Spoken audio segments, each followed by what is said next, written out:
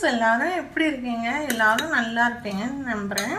இன்றைக்கி வந்து சண்டே, அதனால் காலைல மாவு அரைச்சேன். மாவு அரைக்கும் போதே வடைக்கும் மாவு எடுத்து வடை போட்டேன்.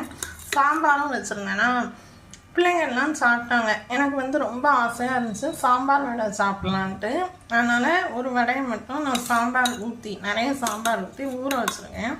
அது அப்படியே ரொம்ப நேரம் ஆகிட்டு ஊறிட்டு அந்த சாம்பாரோடு அந்த வடையை கட் பண்ணி சாப்பிடும்போது அவ்வளோ சாஃப்டாக நல்ல டேஸ்ட்டாக இருக்கும்.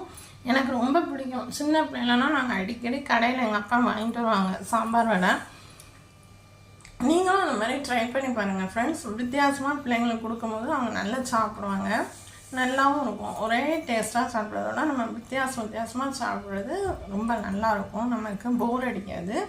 நீங்களும் இந்த சாம்பார் வடையை இன்றைக்கி சண்டே ஸ்பெஷலாக உங்கள் வீட்டில் ட்ரை பண்ணி பாருங்கள்.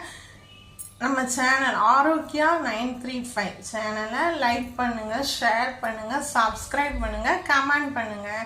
Have a nice Sunday. Bye.